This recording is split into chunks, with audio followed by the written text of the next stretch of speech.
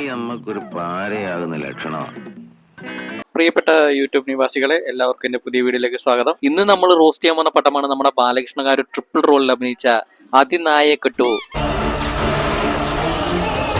ഈ സിനിമയിൽ നമ്മുടെ ഗാരു ഒരു പ്രൊഫഷണൽ കില്ലറാണ്. വെറും കില്ലർ അല്ല, എത്തിക്സ് ഉള്ള കില്ലർ. ഗാരു പാവപ്പെട്ട ആൾക്കാരെ ഒന്നും കൊല്ലില്ല. നാട്ടുകാരെ ദ്രോഹിക്കുന്ന രാഷ്ട്രീയക്കാർ, അവരുടെ മക്കൾ, വലിയ വലിയ ഡോൺസ് എന്നിവരെ മാത്രം കൊല്ലുന്ന ഒരു നന്മ നിറഞ്ഞ ഒരു പ്രൊഫഷണൽ കില്ലറാണ് നമ്മുടെ ഗാരു. കള്ളൻ അത് മതി, എത്തിക്സ് ഉള്ള കള്ളൻ അതിവിടെ വേണ്ട. ഒരു പാവപ്പെട്ട കുട്ടിയെ ഒരു രാഷ്ട്രീയക്കാരന്റെ മകൻ പീഡിപ്പിച്ച് കൊല്ലുന്നു. അതിന് പ്രതികാരമായിട്ട് ആ കുട്ടിയുടെ അച്ഛൻ നമ്മുടെ ഗാരുവിനെ കില്ലറായിട്ട് ഹയർ ചെയ്യണം. അവനെ കൊല്ലാനായിട്ട് നമ്മുടെ ഗാരു ന്യൂസ് റിപ്പോർട്ടറുടെ വേഷം കിട്ടി വരണയാണ്. അപ്പോഴാണ് നമ്മുടെ ഗാരുവിന്റെ ഇൻട്രോ. എന്റെ ഗാരു തലയിൽ എന്താണ് ഷഡ് ഉണക്കായിട്ടേക്കുന്നത്. എന്റെ പൊന്നു ഗാരു, ഒരു നല്ല വിക്ക് വാങ്ങിച്ച് തലയിൽ വെച്ചൂടെ?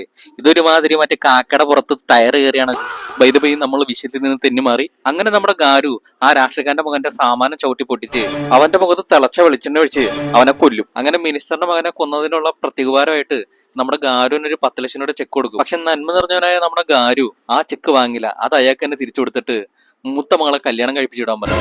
എന്ത് നന്മയുള്ള ഒരു കില്ലർ. ഒരു കില്ലറായാൽ ഇങ്ങനെ തന്നെ വേണം. അഴുക്കനായി അവന്റെ ഒരു നന്മ. കില്ലറായിട്ട് അഭിനയിച്ചാൽ അവന്റെ നന്മ ചെയ്യണം. പാണ്ടിക്കരിമ്പാറം. അങ്ങനെ ഇരിക്കുകയാണ് നമ്മുടെ ഗാരുവിന്റെ വളർത്തച്ഛന് മറ്റൊരു മിഷൻ കിട്ടുന്നത്. അതായത് ഗാരുവിന്റെ ഒറിജിനൽ അച്ഛനെ കൊല്ലുന്നതിനുള്ള മിഷൻ. നമ്മുടെ ഗാരുവിനെ 2 വയസ്സുള്ളപ്പോ തട്ടിക്കൊണ്ടുവന്ന് വളർത്തനാണ് ഈ വളർത്തച്ഛൻ. ഗാരുവിന്റെ വളർത്തച്ഛൻ ഇതൊക്കെ പറയുന്നത് ഒളിഞ്ഞു നിന്ന് ഗാരു കേൾക്കും. ഇത് കേട്ടെന്ന് മനസ്സിലായ നമ്മുടെ ഗാരുവിന്റെ വളർത്തച്ഛൻ ഗാരു തല്ലിക്കൊല്ലുന്നതിനെക്കാട്ടി നല്ലത് മോളിൽ നിന്ന് ചാടി ആത്മഹത്യ എന്ന് പറഞ്ഞിട്ട് പുള്ളി മോളിൽ നിന്ന് ചാടി ആത്മഹത്യ ചെയ്യും. അങ്ങനെ പവനായി ശവമായി. അങ്ങനെ നമ്മുടെ ഗാരു ഡാഡിയെ രക്ഷിക്കാൻ വേണ്ടി ട്രെയിനിൽ യാത്ര ചെയ്യുകയാണ്. അപ്പോഴാണ് നമ്മുടെ ലക്ഷ്മി റായിനെ ഗാരു കണ്ടുമുട്ടുന്നത്. തൊലിവെളുത്ത പെമ്പിളാരെ ഗാരു കണ്ടാലുള്ള സ്ഥിതി അറിയാലോ. ഗാരുവിന്റെ മനസ്സിന്റെ അകത്തുള്ള കാമേഷ്കാര് പുറത്തു ചാടും. എന്നിട്ട് അവളെ മയക്കാൻ വേണ്ടി ഗാരു അവളുടെ മുന്നിൽ ആറ്റിറ്റ്യൂഡ് ഇടും. ഗാരുവിന്റെ ഈ ആറ്റിറ്റ്യൂഡ് കണ്ടിട്ട് അവള് മയങ്ങും. അല്ലെങ്കിൽ ഇപ്പോഴുള്ള പെമ്പിളാർക്കൊക്കെ കളവന്മാരെ വയസ്സനല്ലേ എടാ, അതുകൊണ്ടെന്താ ഇപ്പോഴത്തെ പെണ്ണുങ്ങളുടെ ഒരു ഫാഷൻ അതൊക്കെ. പിറ്റേ ദിവസം രാവിലെ ഗാരു ലക്ഷ്മി റായ് അടുത്ത് ഗുഡ് ബൈയും പറഞ്ഞ് സ്ഥലം വിടും. അപ്പൊ ലക്ഷ്മി റായ്ക്ക് ഒരു സംശയം.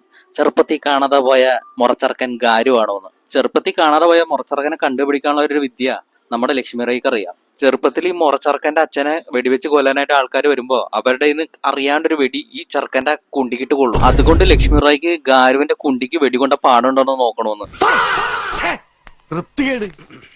ആണല്ലോ. ഇടി ഒരുമ്പെട്ടവളെ, നിനക്ക് പൊക്കി നോക്കാൻ വേറെ ആരെയും കണ്ടില്ലല്ലേടി. ഗാരുവിന്റെ തന്നെ പൊക്കി നോക്കി നിനക്ക് കാണണം അല്ലേ? ഇടി ഒരുമ്പെട്ടവളെ, ഇതൊക്കെ കണ്ടു കഴിഞ്ഞാൽ നിന്റെ കണ്ണ് അവിഞ്ഞു പോകും.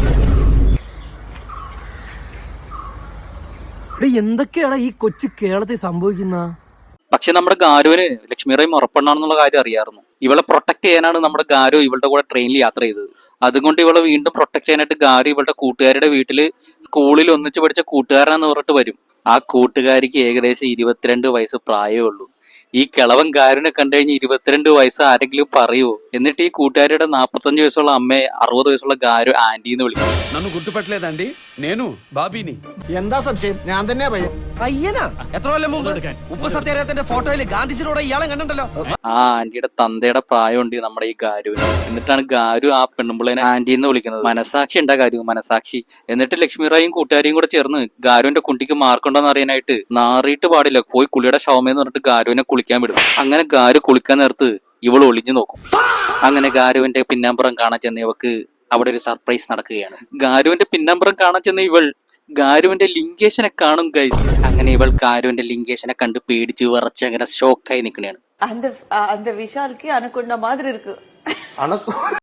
സാധാരണ നമ്മുടെ ഗാരുവിന്റെ പടത്തിൽ ഗാരു ആണ് നടിമാരെ ഹരാസ് ചെയ്യണത്. ഈ മാട്ടപ്പടത്തിൽ നേരെ തിരിച്ചാണ്. ലക്ഷ്മി റായാണ് ഗാരുവിനെ ഹരാസ് ചെയ്യണത്. എന്നിട്ട് നമ്മുടെ ഗാരു ചുമ്മാ കിടന്ന് ഉറങ്ങണായിരിക്കും രാത്രി.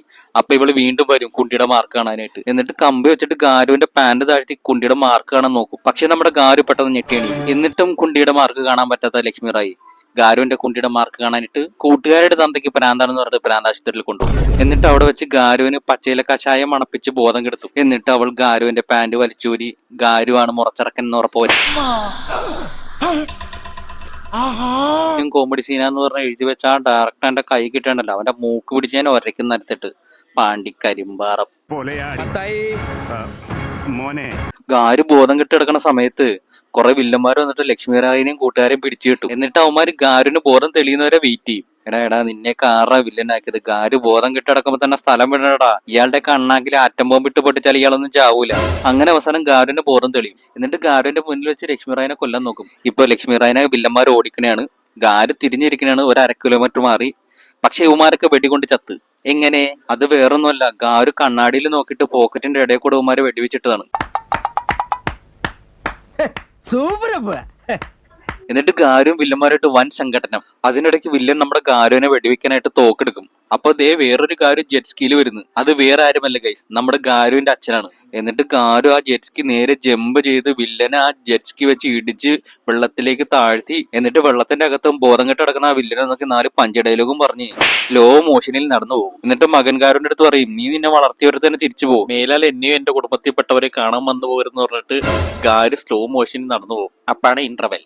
പക്ഷെ സ്വന്തം തന്തയുടെ വാക്കിന് പുല്ല് വില കൽപ്പിച്ച് ഗാരു നേരെ വീട്ടിലേക്ക് വലിഞ്ഞു കയറി ചെല്ലും. എന്നിട്ട് ഗാരു അവിടെ ഉണ്ടുറങ്ങിയും താമസിക്കും. ഗാരുവിന്റെ ചിറ്റപ്പനാണ് റഹ്മാൻ. റഹ്മാന്റെ അരയ്ക്ക് കീഴ്പോട്ട് തളർന്ന് കിടക്കാണ്. റഹ്മാൻ ഇങ്ങനെ തളർന്ന് കിടക്കുന്നതിനെ കുറിച്ച് ഒരു ഫ്ലാഷ് ബാക്ക് ഉണ്ട്, അത് ഞാൻ പിന്നെ പറയാം. നമ്മുടെ ഗാരു ഇപ്പൊ അച്ഛന്റെ വീട്ടിലാണല്ലോ, അതുകൊണ്ട് തന്നെ നമ്മുടെ ലക്ഷ്മിറായും അവിടെ തന്നെ ഉണ്ട്. എന്നിട്ട് ലക്ഷ്മിറായി വീണ്ടും അവിടെ വെച്ച് ഗാരുവിനെ ഹരാസ് ചെയ്യും. ഗാരുവിന് ലക്ഷ്മിറായി ഫ്രഞ്ച് കിസ്സൊക്കെ കൊടുക്കും. നിനക്ക് എന്താ ചെയ്യേണ്ടെന്നറിയോ? നല്ല മുള്ളുമുരുക്കിന്റെ പത്തലൊടിച്ച് 2 കാലും പിടിച്ച് പിടിക്കാതെ മോന്തിക്കിട്ട് ഒരക്കിയാ വേണ്ടത്. എന്താണ് നിന്റെ ഉദ്ദേശം? നിന്നെ കൊണ്ട് ഇതൊക്കെ എങ്ങനെ സാധിക്കണ പെണ്ണെ, അറിയാൻ വേണ്ടിട്ട് ഞാൻ ചോദിക്കുക. എന്തോന്നാടോ ഇത്? എവിടെ നിന്ന് കിട്ടിയോടോ ഈ ഉണ്ടാക്കണേ? ഒരെണ്ണം കൊടുക്കട്ടെ സാറേ. അങ്ങനെ എനിക്ക് കുറച്ച് പോലീസുകാർ ഗാരുവിന്റെ വീട്ടിലേക്ക് വന്നിട്ട് പറയും ഗാരുവിന്റെ അപ്പൂപ്പനെ കൊന്നത് ഗാരുവാണ്, അതുകൊണ്ട് ഗാരുവിനെ അറസ്റ്റ് ചെയ്യണമെന്ന് പറഞ്ഞിട്ട് അവിടെ വൻ അലമ്പ്. എന്നിട്ട് പോലീസുകാരെല്ലാം ചേർന്ന് ഗാരുവിന്റെ എല്ലാ ഫിംഗറിന്റെയും ഫിംഗർ പ്രിന്റ് എടുക്കും. എന്നിട്ട് ഉമാര് കണ്ടുപിടിക്കും ഗാരുവിന്റെ മുത്തച്ഛനെ കൊന്നത് ഗാരു തന്നെയാണ്, ഗാരുവിന്റെ ഫിംഗർ പ്രിന്റ് ആണ് തോക്കിലുണ്ടായിരുന്നതെന്ന് പറഞ്ഞിട്ട് കണ്ടുപിടിക്കും. എന്നിട്ട് മകൻ ഗാരുവിനെയും തന്ത ഗാരുവിനെയും അറസ്റ്റ് ചെയ്യും. ഇതൊക്കെ കാണുമ്പോഴത്തേക്ക് ബദറിനും മൂകനുമായ നമ്മുടെ റഹ്മാൻ സംസാരിക്കും.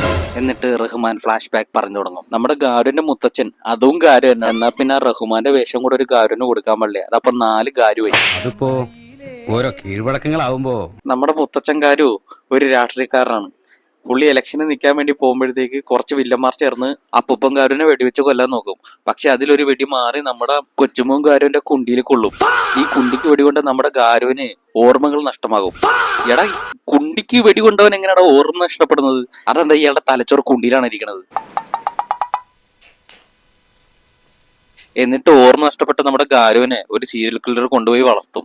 എന്നിട്ട് 2 വർഷം കഴിഞ്ഞിട്ട് ഗാരുവിന് ഒരു തോക്കും കൊടുത്തിട്ട് മുത്തശ്ശനെ വെടിവെച്ച് കൊല്ലാനായിട്ട് മിഷനും കൊടുക്കും. ഈ കൊച്ചുമോൻ ഗാരു അപ്പൂപ്പനെ വെടിവെച്ച് കൊല്ലുകയും ചെയ്യും. ഈ കൊച്ചർക്കൻ ഗാരുവിനെ പിടിക്കാൻ പോകുമ്പോഴാണ് നമ്മുടെ റഹ്മാൻ കാല് തെറ്റി താഴെ വീണ് തലയിടിച്ച് ബോധം പോണത്. അങ്ങനെ ഫ്ലാഷ് ബാക്ക് കഴിഞ്ഞ് ഈ പോലീസുകാർ പിടിച്ചുപോയ മകൻ ഗാരുവിനെയും തന്ത ഗാരുവിനെയും കോറിലിട്ട് കൊല്ലാനായിരുന്നു മെയിൻ വില്ലന്റെ പ്ലാൻ. പക്ഷെ നമ്മുടെ ഗാരുവിനെ ആർക്കെങ്കിലും കൊല്ലാൻ പറ്റുമോ? ഇല്ല.